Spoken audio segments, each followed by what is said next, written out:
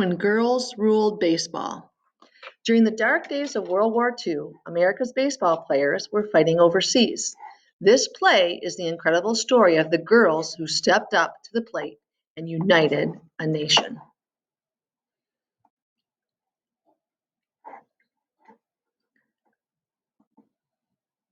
And here you'd notice with plays, of course, we have the characters, and we'll get started with our first scene.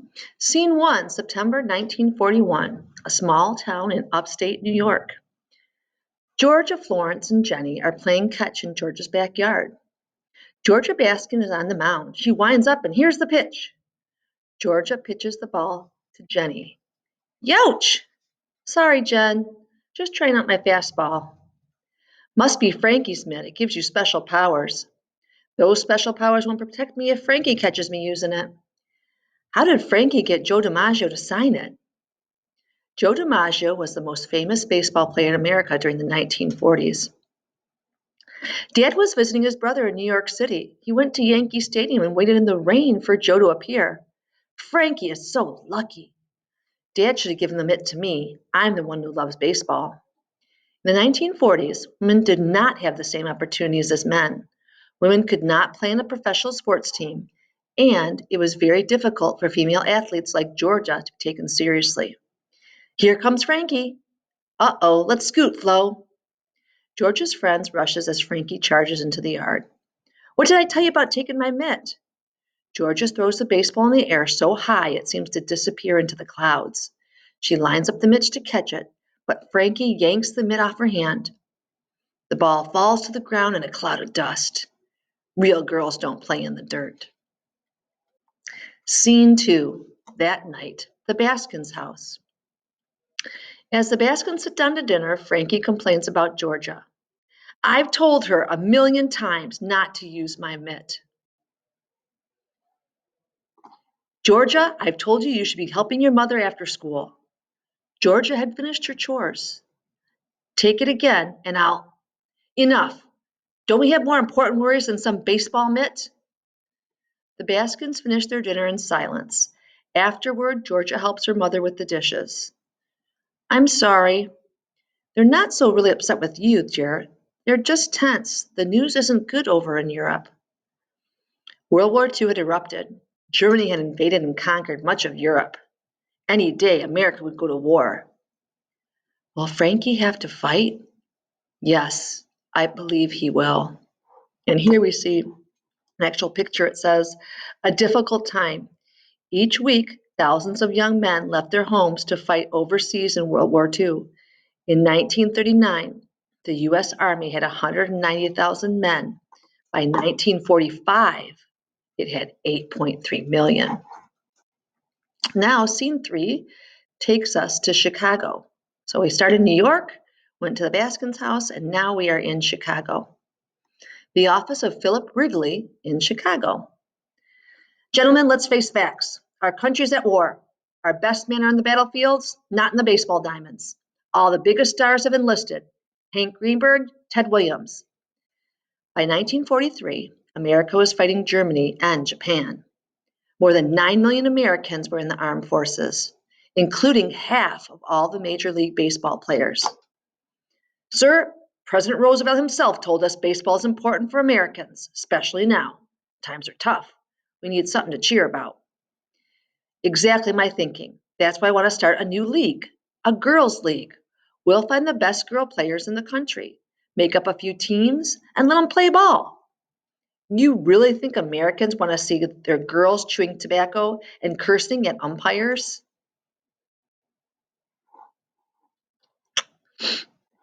Oh well, make sure they behave like ladies. We'll dress them up in fetching uniforms, send them to charm school if need be. Brilliant. They'll look like ladies, but they'll play like gentlemen. Mark my words, Americans will love this. Let's look at this graphic up here. It says a can-do spirit. As men went off to fight, women filled the jobs that left behind. They worked in offices and factories. They built planes, tanks, and other supplies that enabled the U.S. and its allies to win the war.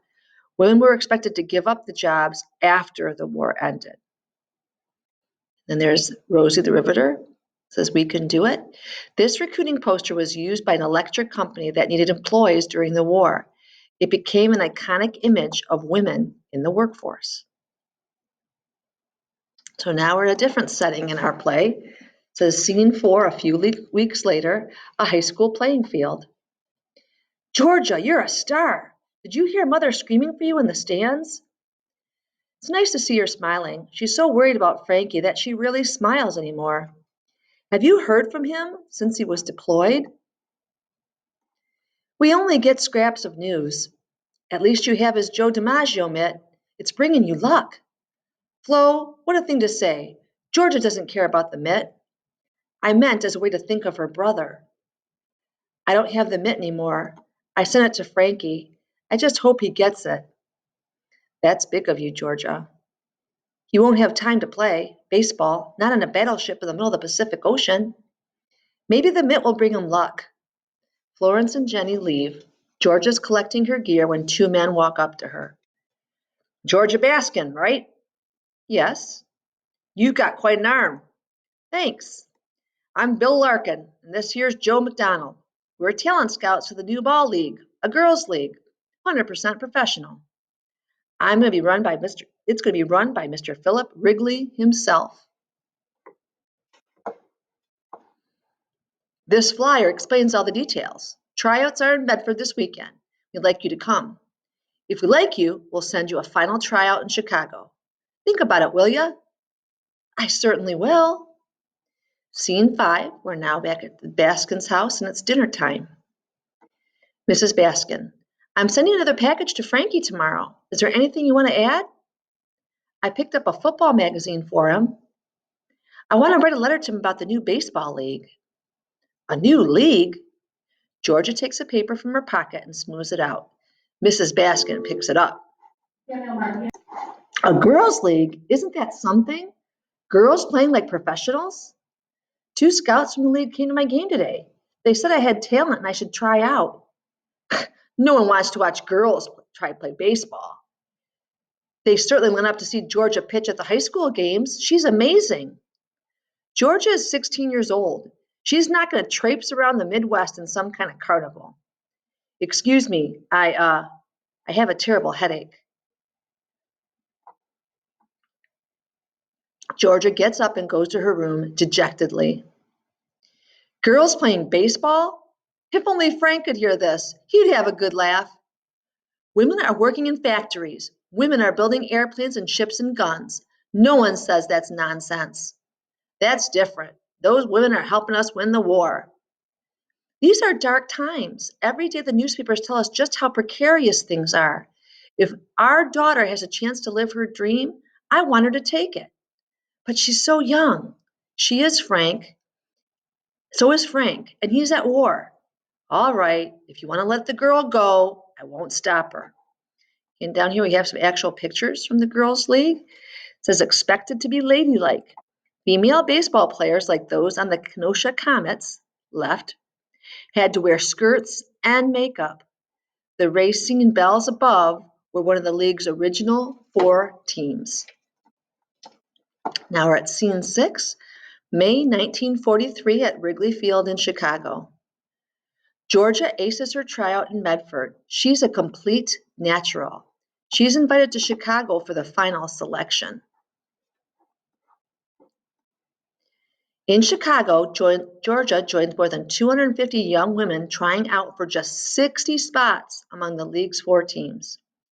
After fielding trials, Georgia sits on the bench next to another girl. Hi, I'm Georgia Baskin. I'm Sophie Curries. Have you been watching some of these girls? They're amazing. What I saw, you're one of the best.